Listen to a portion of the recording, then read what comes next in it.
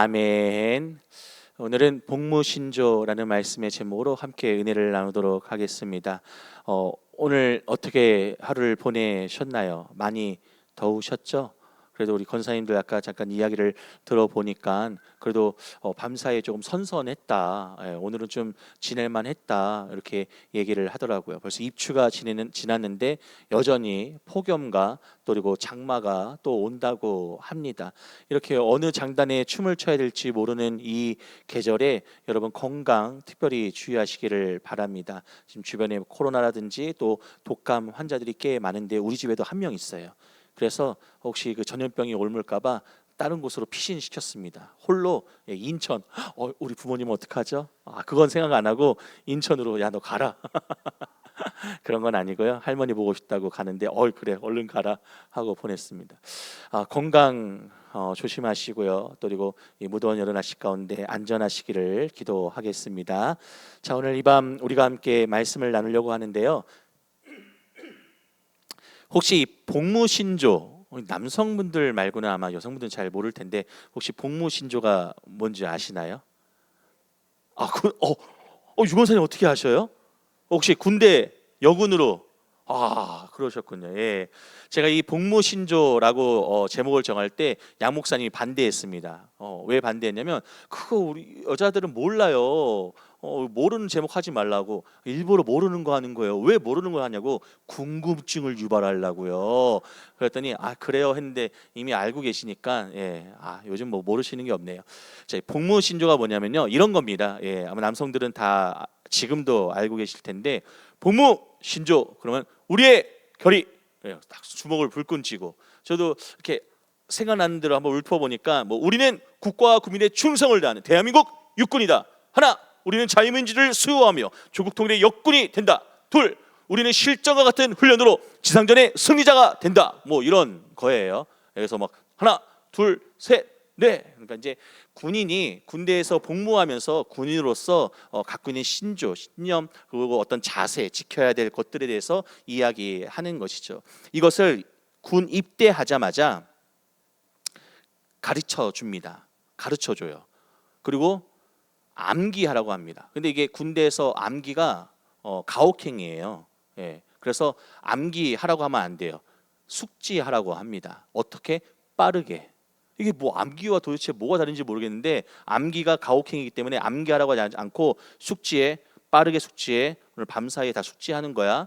그러면 이제 밤에 잠도 못 자고 밤새 외우는 겁니다. 다음 날 아침 점호할 때 복무신조가 오면 우리의 결의하고 달달달 나와야 되니까 외워야 됩니다. 그러면 잠 못 자고요. 밤새 중얼중얼 되는 거예요. 우리는 대한민국에 그러면서 외우칩니다. 잘 외워지지도 않아요. 평생 별로 관심 없이 살았던 이 군인으로서의 신조를 외우라고 하니 입에 잘 붙지도 않고요. 이게 도대체 무슨 말인지도 이해가 되지 않으니 밤에 잠도 못 자죠. 그거를 빠르게 숙지하라고 하는데 숙지도 안 되죠. 다음 날 이거를 아침 점호 때 해야 되는데 못하면 또 얼차려 받을 거 생각하니 또 두렵죠. 여러 가지 고민이 많은데 여러분 놀라운 것은요. 이 군대 분위기, 조교들과 이 고참의 무서운 눈빛과 욕 한마디면 빠르게 바로 숙지할 수 있습니다. 저도 욕 한번 탁 얻어 먹고 난 다음에 얼마나 그 욕이 만났는지 찰졌는지 바로 숙지가 되더라고요. 그래서 다음 날 아주 군인답게 복무신조를 힘있게 외쳤는데 이 복무신조 그럼 여러분 성도에게 있어서 성도의 복무신조는 무엇일까요? 성도님들은 생각할 때 성도에게 있어서 복무신조는 뭐라고 생각하시나요? 제가 이 군인의 복무신조를 떠올려 볼 때 성도의 복무신조는 사도신경이다 생각이 딱 들더라고요. 성도에게 있어서 복무신조는 사도신경인 것 같은데 여러분 사도신경을 외울 때 어떤 마음을 갖고 외우십니까? 나는 전능하신 아버지 하나님 천지의 창조주를 믿습니다. 이렇게 시작할 때 여러분 어떤 마음으로 사도신경을 외우세요? 나의 믿음과 또 신앙의 어떤 고백을 어떤 특별한 마음을 담아서 우리가 외울 텐데 군인도 그랬습니다. 복무신조를 달달달달 외울 때 군인으로서의 자세, 군인으로서의 각오, 또 군인으로서의 임무를 떠올리면서 매일매일 결단하고 각오를 다지고 자세를 고쳐 잡았던 것이죠. 그러니까 우리가 성도로서 사도신경을 외울 때마다 그냥 외운 것을 그냥 이렇게 입으로 그냥 떠들어대는 것이 아니라 어떤 거예요? 우리 마음 가운데는 성도로서의 어떤 각오, 성도로서의 어떤 자세, 성도로서의 어떤 임무, 이런 것들을 떠올리면서 하나님 앞에서 믿음으로 올바르게 살기 위해 이런 사도신경을 아마 외우고 또 그 안에 우리의 신앙 고백을 담을 것입니다. 그런 의미에서 오늘 우리에게 복무신조 같은 사도신경과 같은 그런 의미로의 말씀을 나누려고 하는데, 제가 복무신조라고 제목을 정했지만 사실은 간단하게 직관적으로 제목을 말씀드리면요, 직분자의 자세, 또 좀 더 들어가면 그냥 성도의 자세, 이렇게 쉽게 설명할 수 있을 것 같습니다. 우리는 모두 직분이 있습니다. 참 재밌게도 이 자리에 목사도 있고요, 장로님도 계시고요, 안수집사님, 권사님, 집사님 다 앉아 계십니다. 우리는 직분을 갖고 있습니다. 이런 직분을 우리가 갖고 있는데, 이 직분, 여러분, 교회 안에서의 이 직분은 뭐 직책이나 뭐 계급 이런 것을 의미하는 것이 아니죠. 물론 존경과 존중을 담고 있지만 상명하복, 어떤 그런 직책이나 군대 계급이나 사회 직급이 아닙니다. 교회의 직분은 교회를 섬기고 또 그리고 봉사하기 위해서 하나님의 부르심을 받은, 그것이 바로 교회의 직분입니다. 그래서 목사로 부르심을 받았고요, 장로로, 권사로, 안수집사로, 집사로 부르심을 받은 거죠. 그래서 우리는 그 직분의 부르심에 합당한 삶을 살아가야 될 어떤 책임과 어떤 임무가 우리에게 주어졌다라고 하는 것이죠. 그리고 교회 안에서 서로 관계를 맺으며 협력하고 이렇게 연합하여서 이 공동체를 건강하게 세워 나가는데요, 이 건강하게 공동체를 세워 나갈 때 직분이 참으로 중요한 역할을 합니다. 그래서 오늘 그 직분 이야기를 하려고 합니다. 오늘 본문 말씀을 살펴보면서 은혜를 나누겠습니다. 자, 오늘 본문, 주님의 복음 전파의 사명을 받은 사도 바울이 그 사명을 감당할 때 어떻게 감당하였는지에 대해서 기록을 하고 있는데요, 사도 바울은 그 사명을 감당할 때 있어서 어떻게 했다라고 우리에게 고백하고 알려주고 있냐면요, 오늘 본문 1절 말씀입니다. 우리 본문 1절 말씀 함께 말씀을 읽어보겠습니다. 시작. 그러므로 우리가 이 직분을 받아 긍휼하심을 입은 대로 낙심하지 아니하고, 우리가 이 직분을 받아 긍휼하심을 입은 대로 낙심하지 아니하고라고 했습니다. 사도 바울은요, 자신은 하나님의 자비로 또 영광스러운 사명을 받았다라고 말하면서요, 그 영광스러운 사명을 감당함에 있어서 결코 어떻게 했다고요? 낙심하지 않고 끝까지 감당하겠다라고 하는 그런 자신의 어떤 각오, 결단, 그 마음을 오늘 본문 1절 말씀에서 우리에게 증거하고 있습니다. 사실 사도 바울은 이 복음, 주님의 이 복음 전파하는 일을 감당하면서 얼마나 많은 어려움을 당했는지 모릅니다. 정말 셀 수 없을 정도로 너무나 많은 어려움, 심한 고난을 당하였는데요, 주님을 믿지 않는 사람들로부터 고난을 당했던 것뿐만 아니라 같은 믿음을 가진 성도들에게까지도 의심을 받고 또 사역하는 일에 얼마나 많은 방해를 받았는지 모릅니다. 그래서 사도 바울이 쓴 편지에는요, 자기가 사도로서 부름받은 이 사도의 정당성을 설명하는 내용도 있고요, 그리고 자신이 어떤 물질적인 부분에 있어서나 또 직분을 가고 교회를 세우는 데 있어서 얼마나 청렴결백한지, 얼마나 바르게 온전하게 정직하게 행하였는지에서 설명하고 자기를 변호하는 내용들도 있습니다. 그렇게 할 수밖에 없을 정도로 너무나 많은 어떤 비난과 또는 어떤 의심과 또는 어떤 오해들이 사도 바울의 사역 가운데 방해로, 고난으로 많이 있었던 것이죠. 그래서 바울은 자신이 당한 고난, 어떤 고난이요? 믿지 않는 자들로부터 받는 핍박, 고난뿐만 아니라 믿는 성도들에게도 받는 그 고난, 그 모든 것을 포함한 이 고난에 대해서 이렇게 설명하고 있습니다. 오늘 본문 말씀은 아니지만요, 이어지는 8절과 9절 말씀인데요, 8절은 제가, 9절은 여러분이 읽으시겠습니다. 우리가 사방으로 우겨쌈을 당하여도 쌓이지 아니하며 답답한 일을 당하여도 낙심하지 아니하며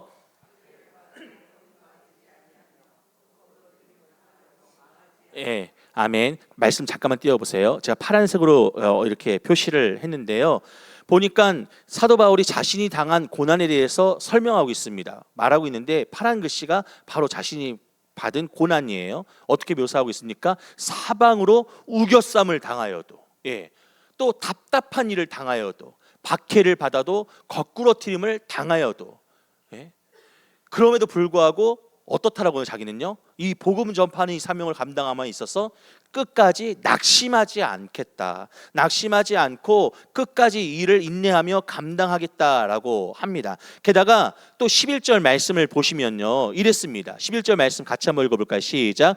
우리 살아있는 자가 항상 예수를 위하여 죽음에 넘겨짐은 예수의 생명이 또한 우리 죽을 육체에 나타나게 하려 함이라. 죽음에 죽을 위협까지, 죽음의 지경까지 맞게 되었다라고 하는 거예요. 그러니까 사도 바울은요, 우리가 생각하는 것보다 훨씬 더 어렵고 힘들고 괴로운 일들을 많이 당했던 것이 분명합니다. 그런데 그런 일을 당했다고 할지라도 바울은 어떻게 하겠다고요? 1절 말씀에처럼 낙심하지 않겠다, 낙심하지 않겠다라고 합니다. 여러분, 낙심하지 않는다고 할 때에 이 낙심이 어떤 뜻일까요? 낙심이 어떤 뜻이냐면요, 제가 사전을 찾아보니까 사전에 이렇게 설명하고 있습니다. 낙심이란 바라던 일이 이루어지지 아니하며 맥이 풀리고 마음이 상하는 것. 내가 뭔가 기대하고 있었어요. 그냥 우리 다 같이 뭐 예를 들면은 그냥 로또라고 하죠. 우리 로또 살 때 저는 물론 뭐 로또를 이렇게 사본 경험이 없고 당첨된 경험도 없습니다. 근데 다들 당첨 한 번도 경험해보지 못하셨잖아요. 당첨됐으면 아마 여기 없을지도 몰라요. 하나님의 은혜입니다. 제가 로또를 만약에 사도 당첨이 안 되는 것은 하나님의 은혜다라고 생각을 하고 있어요. 너는 목사다. 내가 너를 먹인다, 입힌다. 그런 은혜를 아주 깊이 경험하고 있습니다. 아무튼 이 로또를 살 때 어떤 마음을 가지시나요? 저는 잘 모르는데 로또 사신 분들 이야기를 들어보니까 로또를 사면요, 상상한대요. 로또 당첨되면은 1억은 누구 주고, 가족 누구 주고, 1억은 어디에 쓰고, 한 4억은 여기 둔산동에 더샵 아파트 하나 사고. 4억이면 되나요? 택도 없죠. 하나 사고, 한 1억짜리 차를 하나 사고, 그리고 한 몇 억은 또 저축 통장에다 넣어놓고, 이렇게 상상을 할 겁니다. 그럼 상상하면 어때요? 당첨 안 된데도 기분이 너무 좋잖아요. 그런데 토요일 날 로또 당첨번호 딱 발표가 돼가지고 QR코드 이렇게 핸드폰으로 이렇게 잘 알아요? QR코드 이렇게 찍어보면은 당첨됐다, 당첨 안 됐다가 나오잖아요. 바로 몇 개 맞았는지. 해보니까 해봤어요. 한두 번 해봤습니다. 1개, 2개 당첨되더라고요. 1개, 2개. 안 돼요. 그때 어떤 마음이 듭니까? 말 그대로 오늘 낙심하는 마음이 듭니다. 사전대로 바라던 일이 이루어지지 아니하여서 맥이 풀리고 마음이 상하는 거예요. 당첨될 줄 알았는데, 당첨되면 여기도 쓰고 이렇게 하고 이렇게 하려고 했는데 당첨이 안 됐어요. 낙심하게 됩니다. 맥이 확 풀리고 바라던 일이 되지 않아서 서운하고 상한 마음이 드는 것이죠. 제가 로또로 예를 들었는데, 아마 성도님들 신앙생활할 때, 또 그리고 열심히 어떤 일들을 감당할 때, 또 자녀를 향하여서 어떤 누군가를 향하여서 또 내가 하는 일의 성취를 향하여서 낙심하는 일들이 잘 안 될 때 낙심하는 마음이 들 때가 있을 것입니다. 특히 오랫동안 기도했는데도 불구하고 기도가 이루어지기는커녕 더 어렵게 상황이 이루어질 때, 몰고 갈 때 하나님께서 뭔가 내 기도를 듣고 계시는가, 안 듣고 계시는 것 같은데 라고 하는 그런 마음이 들 때 낙심이 되죠. 낙심이 됩니다. 그렇습니다. 근데 우리가 결코 지금 당장 내가 이루려고 하는 것이 이루어지지 않고 자꾸만 그 일이 어떤 방해를 받고 또 앞으로 나아가지 못하게 한다 할지라도요, 여러분, 끝까지 실망하고 포기하지 않겠다라고 하는 우리 결단을 사도 바울처럼 가지시기를 바랍니다. 사도 바울은요, 지금 말씀에서 뭐라고 합니까? 사방으로 우겨쌈을 당해도, 답답한 일을 당해도, 박해를 당해도, 거꾸러뜨림을 당해도, 심지어는 죽음의 위협을 당해도 낙심하지 않겠다. 나는 끝까지 하나님 바라보면서 내게 맡겨진, 내게 주어진 이 소명을 다 하겠다라고 어떤 믿음의 고백을 우리에게 하고 있다라고 하는 것이죠. 그것을 누가 감당합니까? 직분 맡은 자들이 감당하는 것입니다. 초신자에게, 새신자에게 이렇게 당해도 낙심하지 마십시오 말할 수가 없어요. 권면할 수가 없어요. 여러분, 이렇게 복잡하고 어떤 뭐랄까요, 지금 이 신앙생활 처음 시작하는 분에게 그 신앙생활 할 때 어렵고 힘든 일이 찾아올 것입니다라고 처음부터 겁주고 시작할 수가 없습니다. 뭔가 믿음이 단단해지고 또 내가 직분을 받고 하나님 앞에서 그 직분대로 쓰임을 받고 봉사하고 헌신하고 수고하면서 믿음의 성숙함과 성장을 이루어가면서 어떤 낙심할 때도 있고요. 그럴 때 어떻게 이겨야 되고 우리 함께 힘을 내면서 공동체에서 중보하고 기도하면서 권면하면서 같이 함께 승리합시다, 이렇게 권면할 수 있는 것이죠. 오늘 갑자기 교회에 나와가지고 하나님이 누구신데요? 예수님 믿습니까? 구원의 확신이 있습니까? 아직 아무것도 모르는 분에게 낙심하지 말라, 지금 이런 어려움이 당할 수 있다고, 고난이 찾아올 수 있다고, 사방으로 우겨싸움을 당하고 거꾸로팀을 당할 수 있고 죽음의 위협도 당할 수 있습니다, 이렇게 겁을 줄 수가 없습니다. 그런 제가 이런 말을 하는 이유는, 할 수 있는 이유는 우리가 직분자이기 때문에 그렇습니다.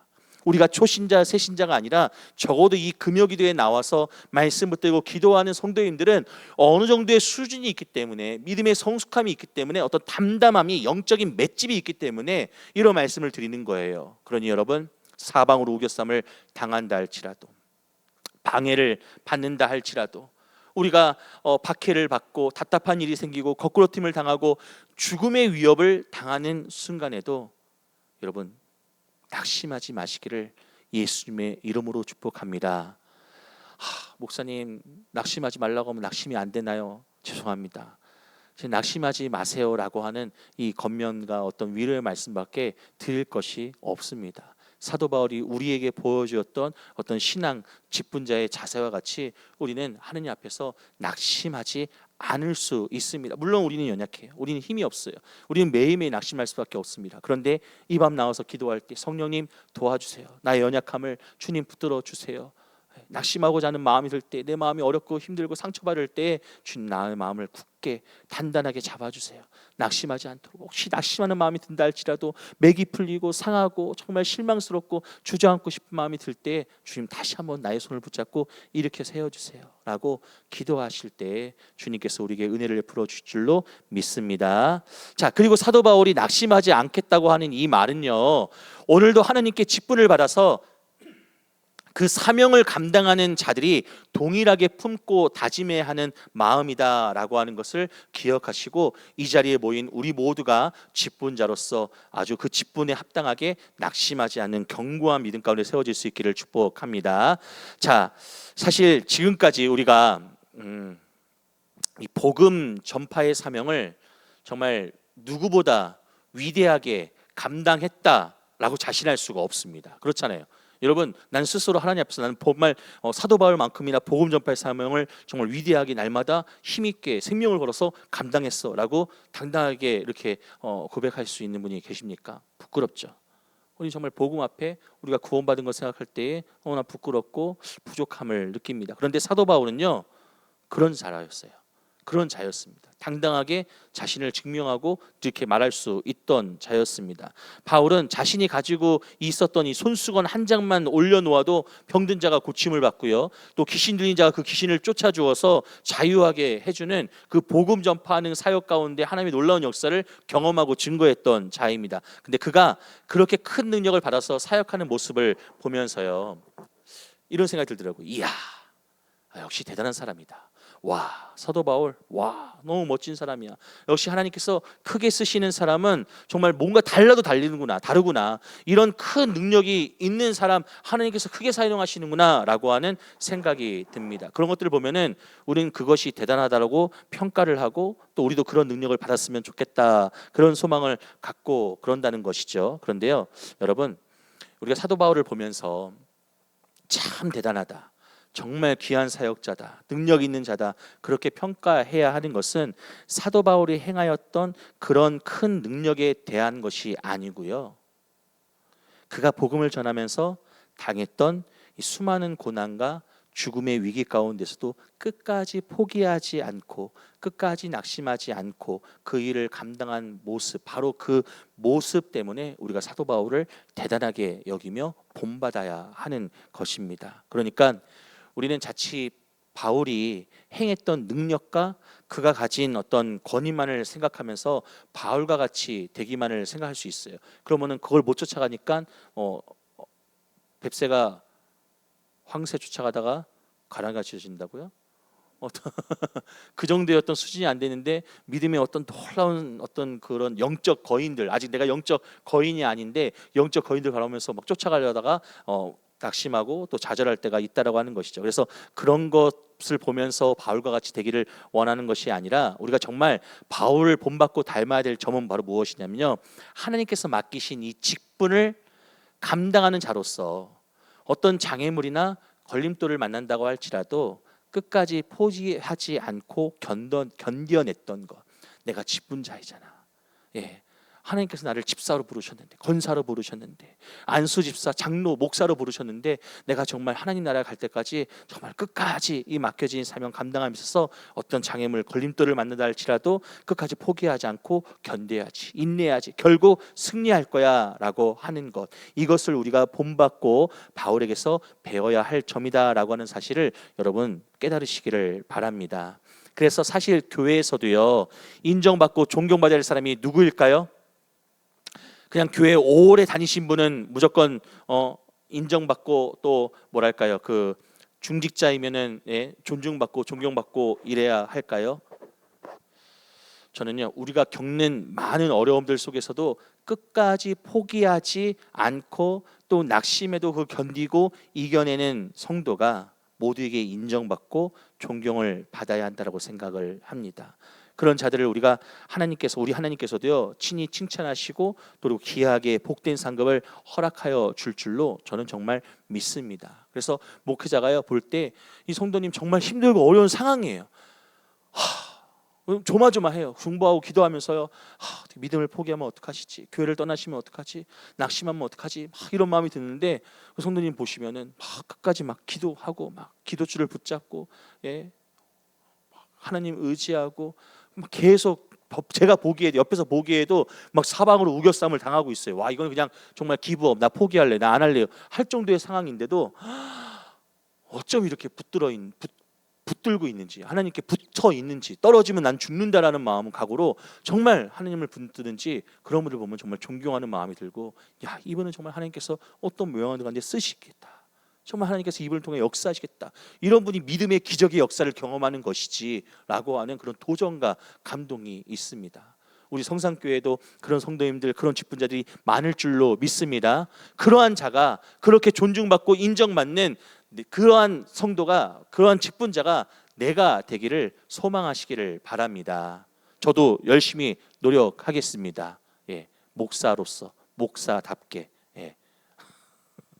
너무 어려워요. 우리 성도님들 얼마나 힘드시겠습니까? 제가 잠시 그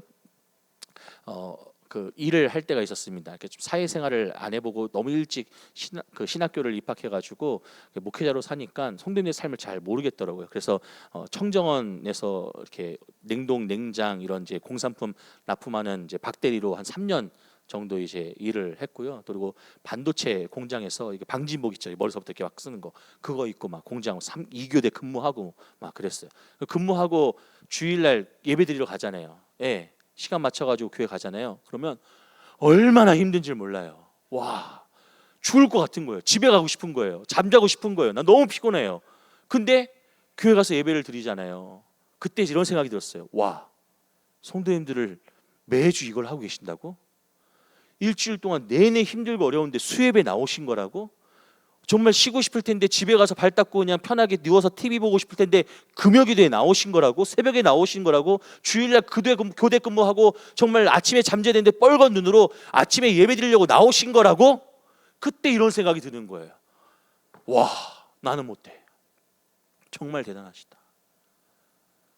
그러니까 우리 성도님들 얼마나 세상 가운데서 믿음을 지키기 위하여 또 예배하기 위하여 고군분투하십니까? 목회자가 힘들다 어렵다고 해도 성도님들의 삶에 비하면은 힘들고 어려울 수가 없습니다. 목회자는 적어도 교회 안에서 보호를 받잖아요. 어떤 믿음이 확 쥐고 흔들 만한 그런 일들이 없습니다. 평안하죠. 근데 우리 성도님들은 얼마나 요동치는 바람 물결에 파도치는 요동치는 그러한 어떤 그런 바다 한가운데서 막 살아가고 계십니까? 그러니 제가 아마 낙심하지 마십시오라고 이야기할 때 이게 쉽게 들리실 수도 있겠습니다. 하지만 저는 정말 여러분이 힘들고 어려운 삶을 살면서 예배 가운데 나오고 믿음을 지키기 위해 신앙을 지키기 위하여 애쓰고 계시다라고 하는 것을 그래도 조금은 알고 있습니다. 그 마음을 조금이라도 알고 있어 담아서 힘들고 어렵겠지만 여러분 끝까지 인내하면서 결국 승리하는 우리 모두가 될 수 있기를 예수님의 이름으로 축복합니다. 자, 사도 바울은요, 하나님께서 정말 칭찬하시고 또 귀하고 복된 상급을 정말 많이 받은 자인데요. 하나님께서 사명을 받은 사도 바울에게 두 번째 어떻게 하셨는지를 좀 보면은 위로가 될 것 같아요. 그것이 오늘 본문 2절 말씀에 나오는데요. 2절 말씀을 함께 읽어 보시겠습니다. 시작. 이에 숨은 부끄러움의 일을 버리고 속임으로 행하지 아니하며 하나님의 말씀을 혼잡하게 하지 아니하고 오직 진리를 나타내므로 하나님 앞에서 각 사람의 양심에 대하여 스스로 추천하노라. 아멘. 파란 글씨 보니까 숨은 부끄러움의 일을 버리고 속임으로 행하지 아니하며라고 나와 있습니다. 사도 바울은 여기서 보니까 그 무엇보다도 먼저 숨은 부끄러움의 일을 버렸다라고 말하고 있는 거예요. 그러니까 사도 바울은요, 사도의 자리에 있기에 각오가 참 많은 사람이었습니다. 너가 정말 사도 맞아? 네가 사도로 부르심을 받았다고? 너가 얼마 전까지 바리새인도 정말 율법주의자로 사람 가두고 잡아가고 죽이는데 증인이 됐던 자인데 너 정말 맞아? 라고 그렇게 참 각오가 복잡하고 그런 사람이었어요. 지금은 예수를 전하는 사도입니다만 그 전에는 우리가 잘 알고 있는 것처럼 핍박하는 자였습니다. 예수님도 바울을 만날 때 사울일 때 뭐라고 얘기합니까? 주님 당신은 누구십니까? 나는 네가 핍박하는 예수라, 박해하는 예수다 라고 예수님께서 사도 바울에게 말씀하셨어요. 그러니까 예수님 핍박당하고 박해를 받고 있었어요. 당시에 믿는 자들이. 그러니까 그런 일을 했던 사람이 바울 대개 사울입니다. 그런 각오를 가진 자였어요. 정말 악한 일이다라고 생각하는 그 일을 열심으로 열정으로 감당하며 앞장섰던 사람이 바로 사도 바울이었습니다. 그러나 그는 사도의 직분을 맡은 뒤에 어땠습니까? 과거에 부끄러웠던 일은 그야말로 하나도 남기지 아니하고 모두 버렸다는 것입니다. 오늘 말씀에서 고백하고 있는 거예요. 그리고 이제는 하나님께서 기뻐하시는 일들을 감당하기 위해서 최선을 다해서 사역했다라고 고백을 하고 있는 것이죠. 이것이 하나님께 사명을 받은 자들의 온전한 모습인 줄로 믿으시기를 바랍니다. 네, 우리는 예수 믿기 이전에 너무나 부끄러운 일들을 행할 때가 얼마나 많았는지 모릅니다. 그리고 혼자서는요, 거기서 나오기도 힘들었다는 거예요. 거기서 그냥 죽을 수밖에 없는 죄인이었어요. 그런데 감사한 것은 우리가 예수를 믿은 후에 과거의 부끄러운 모습들을 하나님 앞에 고백하고 회개하는 순간 어떤 일이 일어났나요? 우리가 저질렀던 그 모든 죄악으로부터 용서함을 받았고요. 할렐루야. 용서함을 받았고요. 그리고 그 누구도 그 죄악에 대해서 정죄할 수 없도록 하나님께서 친히 우리를 의롭다 인정해 주신 줄로 믿으시기를 바랍니다. 누구 덕분에요?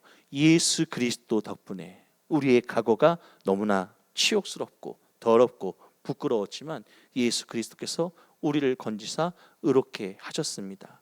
그러므로 우리 믿는 자들은요, 특별히 하나님의 자비하심으로 귀하고 귀한 사명까지 받은 우리는요, 그 이전의 부끄러운 일들을 다 벗어버려야 하는 것이고요, 우리를 의롭다 인정해 주시고 또 구원해 주신 하나님 앞에 온 힘을 다하여서 충성해야 한다는 것이 마땅한 줄로 믿으시기를 바랍니다. 그래서 우리가 이렇게 찬양하지 않습니까? 이런 찬양이 있어요. 주님 뜻대로 살기로 했네. 주님 뜻대로 살기로 했네. 주님 뜻대로 살기로 했네. 뒤돌아서지 않겠네. 아멘. 우리가 구원받아 주님께로 방향을 정하고 하나님께 붙들림 받아 주님께 나아가는 자는 절대로 뒤돌아보지 않습니다. 예전의 과거의 모습으로 돌아가지 않습니다. 왜요? 우리는 새 사람이 되었기 때문에 그렇습니다. 그러므로 누구든지 그리스도 안에 있으면 새로운 피조물이라. 이전 것은 지나갔으니 보라 새 것이 되었도다 라고 고린도후서 5장 17절 말씀에서 바울이 이어서 이야기하는 데는 그만한 이유가 있는 것입니다. 사랑하는 성도 여러분, 말씀을 정리하겠습니다. 오늘은 제가 직분 맡은 자의 온전한 자세 두 가지를 말씀드렸어요. 빌립보서 말씀을 하고 있는데 막 하다가 중간에 뚝 떨어서 하나 비우고 다시 또 우리가 함께 모여서 말씀을 들으면은 빌립보서 말씀이 좀 끊어질까봐 일부러 오늘은 제가 평소에 하고 싶었던 이 직분자의 자세에 관해서 고린도후서 말씀을 잠깐 살펴봤는데, 여러분 직분 맡은 자의 온전한 자세 두 가지 무엇인가요? 첫 번째는요, 어떤 어려움이 있어도 낙심하지 않아야 한다. 이것이 바로 직분자의 자세이고요. 두 번째는요, 방금 말씀드린 대로 과거의 부끄러운 일은 다 모두 온전히 벗어버려야 한다라고 하는 사실입니다. 이 두 가지 사실, 그것이 주님께 귀한 사명을 받은 직분자들이 기억해야 될 온전한 모습인 줄로 믿으시고요. 그런 직분자로 부름받은 우리 모두가 주님의 기쁨되는 사명자들 될 수 있도록 오늘도 낙심하지 않고 끝까지 붙들고 인내하며 주님 앞으로 나아가는 시간 되기를 바라고요. 과거의 부끄러운 죄악들 낱낱이 주님 앞에 고백하고 또 회개하면서 다시 한번 주님께서 우리를 사용하시기에 부족하지 않은 모습으로 나아갈 수 있기를 예수님의 이름으로 간절히 축복합니다. 우리 세 가지 기도 제목 함께 화면을 보시면